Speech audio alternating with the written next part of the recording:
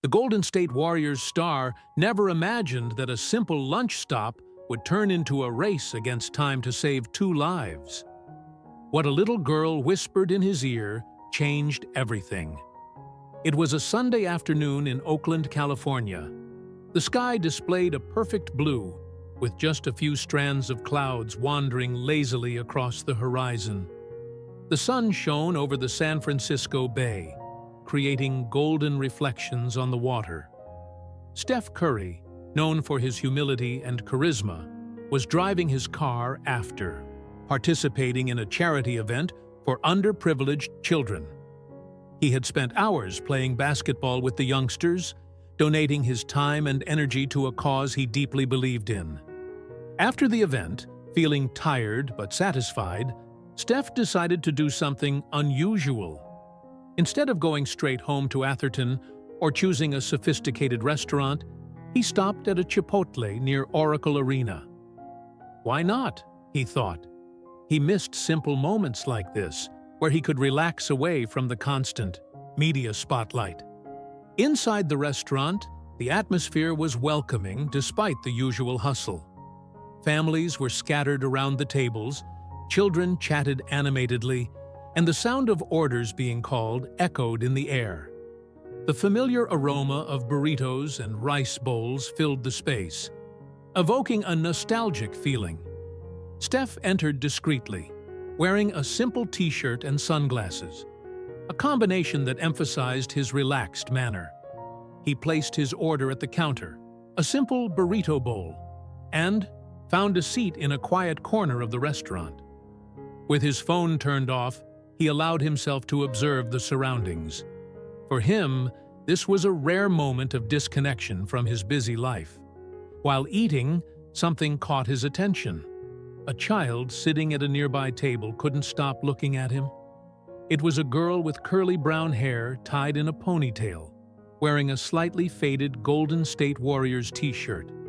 In her hands, she held a broken doll, pressing it against her chest, as if it were her most precious possession. The girl seemed hesitant, her eyes shining with a mixture of curiosity and apprehension. Steph smiled subtly, finding the scene touching, but soon returned to his meal. However, he noticed that the girl continued to observe him, as if she were gathering courage to do something. At the same table, sitting next to the girl, there was a man. He was tall, well-dressed, wearing an impeccable suit, and maintaining a rigid posture. The man, apparently absorbed in a phone call, had a serious and cold expression. With each movement the girl made, he cast disapproving looks, as if the simple act of breathing out of rhythm was an annoyance. Steph couldn't help but notice the tension at that table. The contrast between the girl and the man was striking. While she seemed small and vulnerable, the man exuded authority and control. With each passing minute, the girl's restlessness grew, until she finally did the unexpected. With timid steps, she climbed down from the chair, hugging the broken doll against her chest. Her eyes never left Steph as she slowly walked toward him. The restaurant seemed to get quieter, as if the world around them had slowed down. Steph noticed the girl's approach and put his burrito bowl on the table, turning completely toward her. When the girl stopped beside his chair, her eyes were full of something that Steph couldn't immediately identify. A mixture of fear, determination, and hope. The girl leaned in, her small body trembling slightly. She opened her mouth and began to speak, but her voice was so low that Steph had to lean closer to hear. What she whispered left the basketball star astonished. The date was June 12th, 2023, a day that Steph Curry would never forget. The restaurant was busier now, filled with the sound of voices and laughter as families enjoyed their meals. To Steph, all of this seemed distant. He focused on the girl before him, trying to understand the reason for her approach. Lily, as she had introduced herself, seemed small and vulnerable, But there was something in her expression, an urgency that Steph couldn't ignore. She clutched the broken doll against her chest, as if that object was her only source of comfort. Lily briefly looked over her shoulder toward the table she had come from. Sitting there was the man Steph now knew to be called Mr. Bennett, watching them attentively, cell phone still in hand. His gaze was cold and intimidating, and Lily quickly looked away, as if fearing what might happen. Steph crouched down to be at the girl's level, speaking in the calmest voice he could muster. "Lily, it's okay. You can tell me what's happening." The girl hesitated, her free hand gripping the hem of her faded Warriors t-shirt, while her eyes scanned the environment, making sure no one else was listening. Finally, in a voice so low it was almost a whisper, she answered, "I can't talk here. He'll get angry." Steph took a deep breath. He could tell that Lily was frightened, but whatever was happening must be serious for her to seek help from a stranger. Steph nodded, trying to reassure her. "It's okay, Lily. You're safe now." Before Steph could say more, Bennett rose from his seat. He adjusted his jacket with deliberate movements and began walking toward them. His steps were firm and, although his expression was controlled, it betrayed a hint of irritation. Steph slowly stood up, positioning himself between Lily and Bennett as the man approached. Bennett stopped a few steps away, forcing a smile that didn't reach his eyes. "Sorry about this. Lily can be a bit too curious sometimes. I hope she's not bothering you." Steph remained calm, his gaze fixed on Bennett. Years of experience reading people had taught him to trust his instincts, and something about this man triggered warning signals. Without breaking eye contact, Steph responded with a relaxed smile. "Actually, she was just showing me her doll. It seems broken. She must really love it." Bennett narrowed his eyes for a moment before forcing another polite response. "Ah, yes, she's quite attached to it." He then extended his hand toward Lily. "Come on, Lily. It's time for us to go." But Lily took a step back, hiding slightly behind Steph. She didn't say a word, but the gesture was enough to shake Bennett's patience. His smile faltered briefly, and he let out an irritated sigh. "Look, I appreciate you keeping her entertained, but we have an appointment." "Excuse me," said Bennett, moving to grab Lily. Before he could reach the girl, Steph gently placed a hand on Bennett's shoulder, stopping him. "Appointments can wait. I think Lily needs a moment. She seemed eager to talk to me about her doll. Perhaps we can resolve this first." The waitress, who had been observing the growing tension, approached with a tray in her hands. "Is everything all right here?" she asked, casting a suspicious look at Bennett. Steph smiled at her. "Everything's fine. Actually, could you bring something for Lily to drink? She looks like she could use something." The waitress nodded, but cast another distrustful look at Bennett before walking away. As soon as she left, Steph discreetly took out his phone and began typing a message to an emergency contact. He knew he needed to act quickly. Bennett noticed the movement and stepped forward. "I don't know what you think you're doing, but this has gone far enough," he said, with an increasingly firm tone. He was trying to maintain control, but his eyes betrayed a growing impatience. Steph smiled again, although his expression had become more serious. "I'm just trying to help a girl who seems to need someone who will listen to her. I'm sure you can understand that." Lily, still holding her broken doll, finally spoke, her voice trembling. "I don't want to go. Please, can I stay here?" The simple request from the girl made Bennett freeze for a moment. He looked at Steph, his expression hardening before saying, "I suggest you don't meddle where you're not wanted." Steph maintained his composure, but knew he was dealing with something much more complex than he had initially thought. Lily was clearly frightened, and any wrong move could put her in danger. Steph needed to tread carefully, but he also knew he couldn't leave Lily alone. Steph sent the message on his phone, the request for help already on its way. Bennett looked directly at him. The two locked in a silent confrontation. Steph knew time was running out. "Something tells me this is far from over," thought Steph, as the air in the restaurant grew increasingly tense. The air in the restaurant seemed heavier, despite the usual noise of voices and laughter. Steph, positioned between Lily and Bennett, felt the weight of the situation. The girl, small and vulnerable, pressed the broken doll against her chest as if it were her shield against the world. Her anxious eyes were fixed on Steph. Steph crouched down again, trying to reassure her. His voice was soft, almost a whisper. "You can tell me what's going on. I'm here to listen." Lily looked around nervously, checking if Bennett was still watching. The man, now seated again at the table, kept a fixed and threatening look on them, cell phone in hand, as if he were waiting for something. Lily squeezed the doll harder and finally moved closer. The girl leaned slightly toward Steph and murmured, "He did something bad to my mom. Can you help?" Steph froze for a moment. The low, trembling voice of the girl carried something he immediately recognized: a cry for help. He knew this was not the time for unnecessary questions. The priority now was to ensure Lily's safety.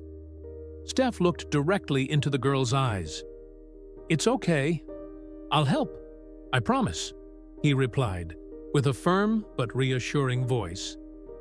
Lily nodded timidly, but the fear in her eyes didn't disappear. She looked at Bennett once more, as if fearing he already knew what she had just said. Bennett noticed the exchange between Steph and Lily and abruptly stood up. He adjusted his jacket, walking toward them with slow, deliberate steps. His forced smile couldn't hide the growing irritation in his behavior. "Sorry to interrupt, but Lily and I were on our way out. Thank you for keeping her entertained," said Bennett, extending his hand to grab Lily. Before he could touch the girl, Steph stood up and blocked his path. Although his posture remained relaxed, something in Steph's expression made Bennett hesitate. "She's still telling me about her doll. I think she wants a few more minutes," said Steph, in a calm but firm voice. Bennett narrowed his eyes, clearly irritated by the interference. "That's very kind of you, but she's with me. We have an appointment, so—" Steph didn't back down. He maintained his position, looking directly at Bennett. "Children need time to talk. I'm sure you understand that, right?" For a moment, Bennett seemed to lose patience, but quickly regained his controlled expression. "Of course, but we don't have time to waste." He turned his attention to Lily, now hiding behind Steph. "Come on, Lily. It's time to go." Before Bennett could insist, the waitress appeared again, holding her notepad. She discreetly placed a folded piece of paper on the table where Steph was sitting, pretending it was a napkin. Steph picked up the paper and read quickly, "The police are on their way." Steph felt a wave of relief, but knew the danger was far from over. He looked at Lily and offered a small, reassuring smile. Then he turned to Bennett. "Why don't we all sit down for a moment? It seems Lily just needs a little time to breathe.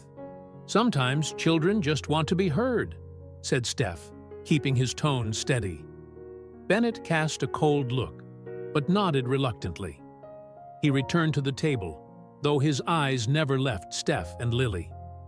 Murmuring into his phone, he seemed more agitated with each passing moment. Steph knew time was running out. He needed to protect Lily, while also trying to find out more about what was happening. Bennett ended his phone call and stood up again, adjusting his jacket. He cast a hard look at Steph and Lily, his expression now darker and more threatening. "You have no idea what you're getting into," muttered Bennett, starting to walk toward the door. Steph knew the next decision would be crucial. The moment of truth was rapidly approaching. Bennett walked toward the door with slow, calculated steps, each movement carefully measured. Steph watched him, attentively, fully aware that any impulsive action could aggravate the situation. Lily stayed close to Steph, pressing her doll against her chest, her eyes fixed on the floor. The silence between them was broken only by the muffled sound of conversations in the restaurant. Behind the window of Chipotle, 2 police cars parked at the entrance of the restaurant. 2 officers got out and entered the establishment with determined steps. The glass doors of Chipotle opened as 2 uniformed police officers entered with firm steps. Their eyes quickly scanned the environment, capturing the tension at the table where Steph, Lily, and Bennett were. The waitress, visibly nervous, discreetly pointed in their direction with a subtle nod of her head. Steph remained calm, but could feel Lily holding his arm tightly, the girl's small body trembling. He quickly knelt down and whispered, "It's okay now. They're here to help." Bennett, on the other hand, straightened up, adjusting his jacket with a controlled movement. His posture exuded a mixture of arrogance and disdain. He looked at the police officers as if he were already preparing for a confrontation. The 2 police officers, a tall man identified by his badge as Officer Wilson and a female officer named Martinez, approached the table with serious expressions. Wilson spoke first. "We received a call about a possible problem here. Is everything okay?" Bennett offered a rehearsed smile. "Everything's fine, officer. There must have been some misunderstanding. I'm just here with my niece, enjoying the day." Before the officers could respond, Steph intervened. He slowly stood up, keeping Lily close to his side. "Officers, I think you should hear what the girl has to say." Wilson turned his attention to Lily, who was nervously looking at the floor. Martinez crouched down to the girl's level and gave her a gentle smile. "Hi, my name is Martinez. Can you tell me your name?" Lily hesitated, looking at Steph for security. Steph nodded, giving her shoulder a gentle squeeze. Finally, Lily murmured, "Lily." "Lily," Martinez repeated softly. "It's okay. Can you tell us what's happening? We're here to help." Lily's eyes moved from Martinez to Bennett, whose calm expression transformed into irritation. "Don't say anything, Lily. We're leaving," said Bennett, his voice now sharper. Wilson intervened, blocking Bennett's path. "I suggest you stay where you are, sir. We're not going anywhere until we understand what's happening here." The presence of the police officers seemed to give Lily a little more courage. She finally raised her eyes and spoke, with a soft but clear voice. He hurt my mom and said that nobody can help us." The restaurant fell silent. Wilson and Martinez exchanged glances while Steph crouched down beside Lily once more. "You did the right thing by telling us," said Steph with an encouraging smile. Bennett's patience ran out. "This is ridiculous. She's just a child. She's making things up.